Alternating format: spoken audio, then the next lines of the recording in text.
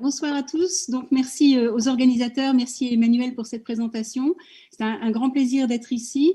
Et donc, je voulais évoquer du point de vue des patients la situation par rapport à l'accès aux immunoglobulines. Juste un petit mot pour ceux qui ne nous connaîtraient pas. Hippopie est donc une association internationale qui regroupe des associations nationales. I've put my slides in English so people who don't speak French can follow me.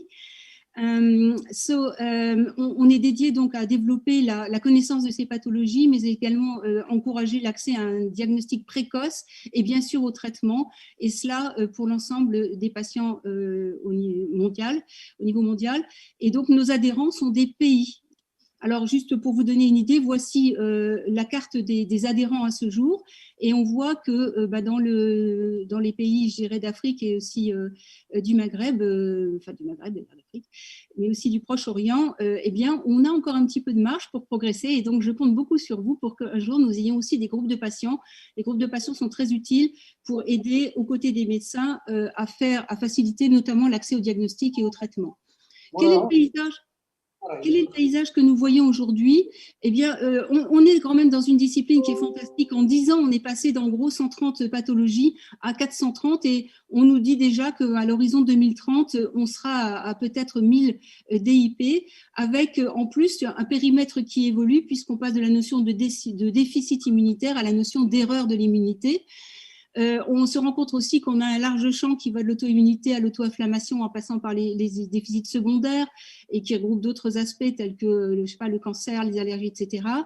On se rend compte qu'on a évidemment des grands progrès qui sont faits dans la connaissance, mais également dans le diagnostic, à travers notamment la génétique, la génomique. Mais en même temps, on est toujours face à un sous-diagnostic majeur dans le monde. On a toujours donc des problèmes d'accès au traitement, notamment pour des questions de prix, mais souvent aussi de remboursement par la faiblesse des systèmes de santé dans les pays. Et enfin, on se pose de plus en plus la question de la transition de l'enfance vers l'âge adulte, puisque les DIP ne sont pas des maladies strictement de l'enfance, ce sont également des maladies de l'adulte et pas simplement des enfants qui grandissent. Alors, évidemment, on s'intéresse à toutes ces thérapies qui avancent, les anticorps monoclonaux, par exemple, dont on parle en ce moment à l'occasion notamment de la Covid-19. Mais on a aussi ce constat que l'on doit poser, c'est qu'on n'a toujours aucune alternative thérapeutique aux immunoglobulines à l'horizon, et à un horizon lointain. On a le champ donc PDMP, c'est les produits dérivés du plasma, que sont donc les immunoglobulines. C'est un champ qui change énormément, on va voir comment. Et on sait aujourd'hui qu'il va falloir qu'on travaille, mais très fort, sur la collecte de plasma sur un mode régional, au sens par exemple de l'Afrique, du Maghreb, au sens du Proche-Orient, au sens de l'Asie, etc., pour arriver à une autosuffisance mondiale. Et puis, bien sûr, dans ce contexte, on tire quelques leçons de la Covid-19. Alors, qu'est-ce que l'on peut dire aujourd'hui de l'accessibilité aux produits dérivés du plasma?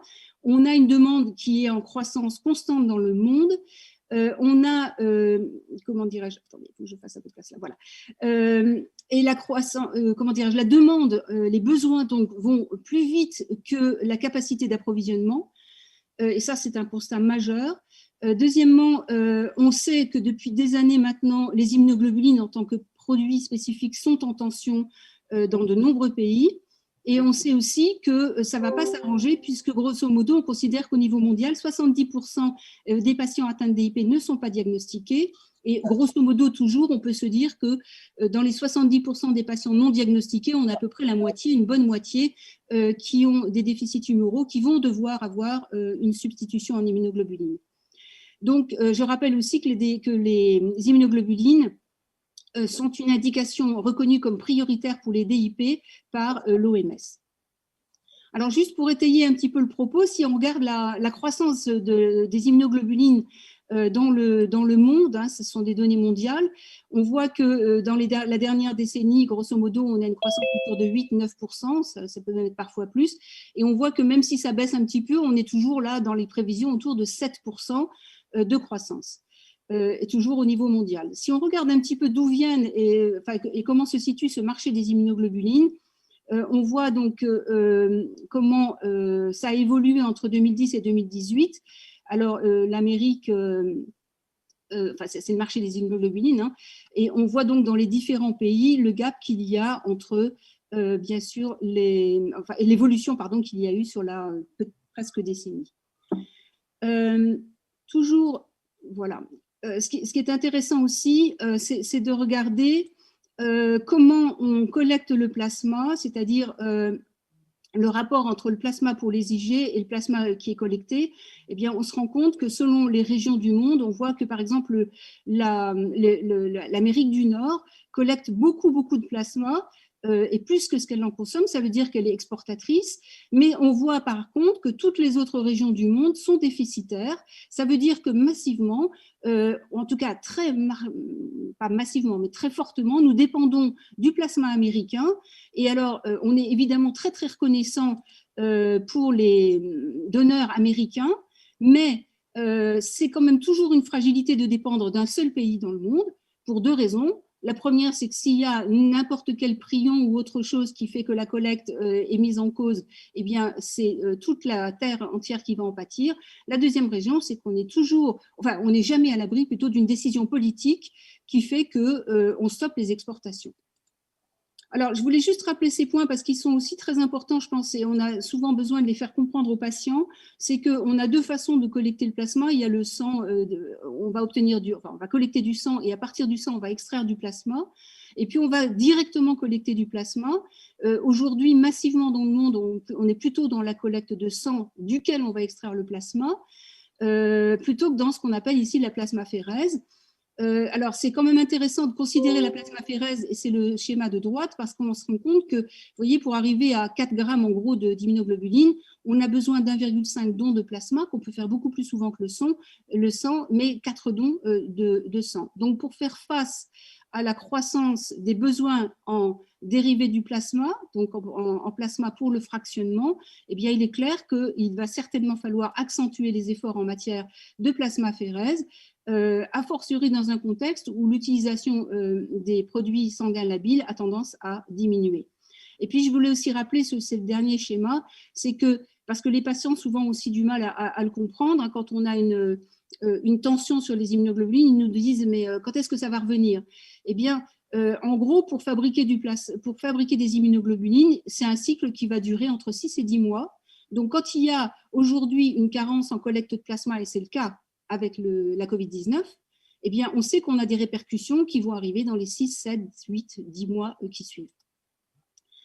Ce que je voulais vous montrer aussi, justement, par rapport à cette plasmaphérèse ou cette collecte de plasma par aphérèse, c'est que, grosso modo, quand on regarde les données mondiales, on voit que le plasma collecté à partir du sang total, eh bien, est stable. Vous voyez, ça baisse un peu, enfin, globalement, ça ne bouge pas, et qu'en fait, on y arrive essentiellement à collecter davantage de plasma par la plasmaphérèse.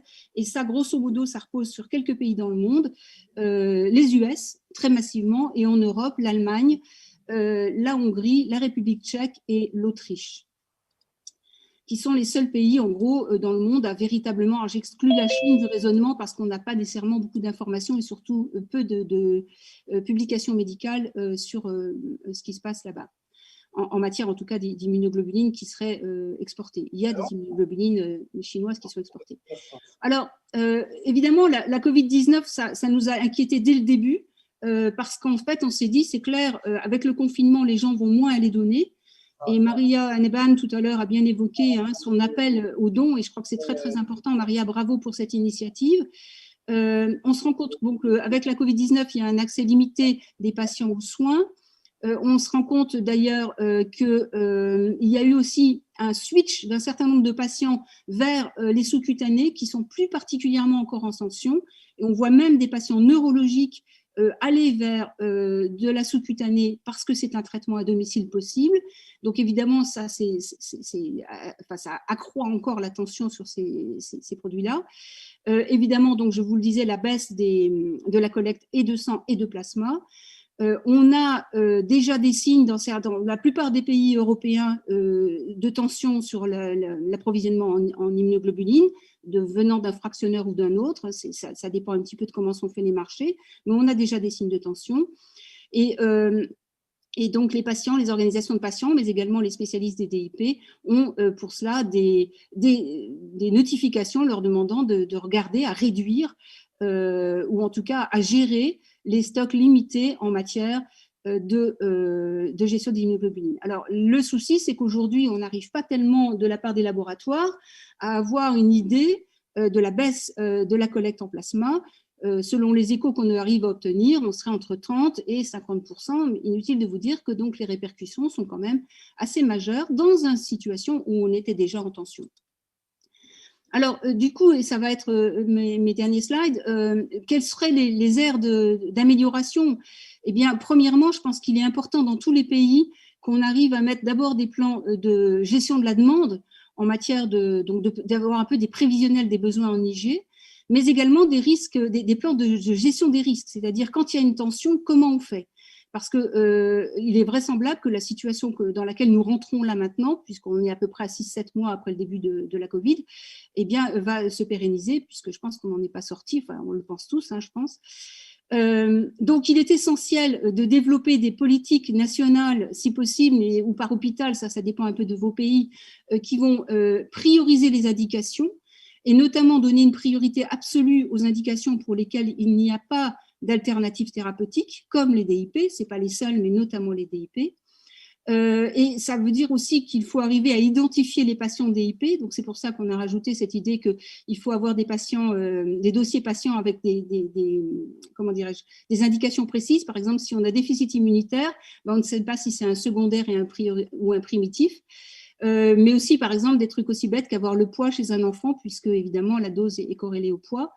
Et puis, parfois, il faut aussi aider notamment les pharmaciens dans les hôpitaux à arbitrer entre la notion de prioritaire par carence d'alternatives thérapeutiques et prioritaire en raison d'une urgence thérapeutique. Il faut qu'on arrive aussi à développer la reconnaissance du fait que les dérivés plasmatiques et les immunoglobulines donc, sont des médicaments biologiques et que du coup, un seul médicament ne va pas suffire à remplir les besoins de tous les patients, que les patients ont des niveaux de tolérance. C'est pas que les médicaments que les immunoglobulines soient l'une bonne, l'autre mauvaise, c'est que les process de fabrication font que les niveaux de tolérance varient selon les patients, sans parler aussi de l'alternative intraveineuse et sous-cutanée. On a besoin aussi de reconnaître la spécificité de la maladie chronique. On a une médecine aujourd'hui qui avance et qui chronicise de plus en plus. Et donc, c'est vrai que les patients ont besoin de stabilité et de tolérance. Quand vous avez un médicament que vous supportez bien, c'est terrible de devoir en changer. Il faut définitivement aussi qu'on différencie le plasma du sang et au-delà de ça, les produits dérivés du plasma suite à un fractionnement des produits sanguins labiles. Et ça veut dire qu'il faut qu'on sensibilise à propos des produits dérivés du plasma, et notamment le fait que ce sont des médicaments et non pas des produits qu'on va utiliser directement. Et de ce point de vue-là, il est très important de dire que les monopoles, c'est-à-dire donner le monopole à un seul laboratoire, c'est un grand risque parce que le jour où ce laboratoire, pour une raison X ou Y, quitte le pays, et ça on l'a vécu dans plein de pays et dans le mien en toute priorité, quitte le pays ou simplement un accident industriel, n'importe lequel, vous vous retrouvez avec aucun médicament. Et enfin, il faut supporter aussi, soutenir les programmes de vaccination, donc tout ce qui est prophylactique, dont la vaccination, bien sûr. Enfin, et ça c'est peut-être certainement à plus long terme, mais n'empêche que c'est quelque chose d'extrêmement important. Il faut absolument travailler à augmenter les dons de plasma et encourager la circulation du plasma de façon à ce que des produits dérivés du plasma puissent, dans les différents pays, rencontrer les besoins et couvrir les besoins des patients. Il faut développer aussi des guidelines qui soient appuyés sur des faits. On entend dire, par exemple, que les plasmas issus de donneurs qui ont été rémunérés ne sont pas sécures. Il y a des articles là-dessus, c'est édifié par des institutions comme la FDA ou l'EMA. Il faut bien sûr éviter le gaspillage du plasma. On sait très bien qu'il y a du plasma, quand on sépare le sang total du plasma, on jette le plasma dans certains pays, je ne nommerai pas lesquels, mais j'en connais, y compris dans l'Union européenne, par exemple. Il faut absolument développer, donc je le disais, la plasmaphéreuse. Donc quand dans certains de vos pays, vous réfléchissez à la collecte de sang, pensez à ça parce que c'est quelque chose qui va se développer et c'est très très important de pouvoir l'avoir. Il faut, je pense, pour des raisons simplement de capacité d'investissement, encourager la coexistence des secteurs publics et privés, ne pas jouer l'un contre l'autre. Je pense que les deux ont leur place. Le secteur public est excellent et a fait ses preuves dans la collecte de sang en particulier. Et je pense que ce serait dommage de se priver de l'expérience du secteur privé.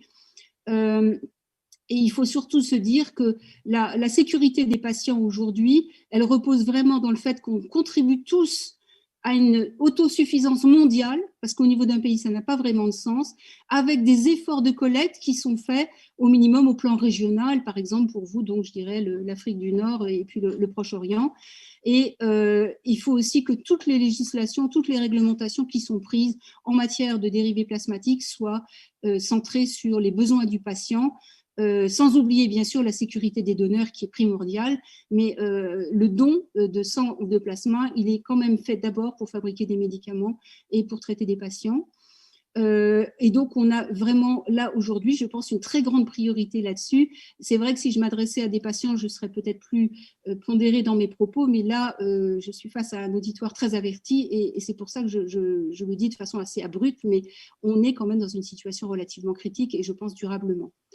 Voilà, je voulais juste aussi vous introduire un outil que nous venons de lancer qui s'appelle PID Life Index, qui est un index qu'on a créé à partir de 6 sujets, enfin 6 principes de prise en charge des IP, et notamment dans les 6 principes. S'il te plaît, Martine. Oui, j'ai fini. D'accord. Donc, dans les 6 principes, il y a le traitement et vous avez là une cartographie de l'approvisionnement en IG et c'était mon dernier slide. Merci et excusez-moi pour avoir débordé.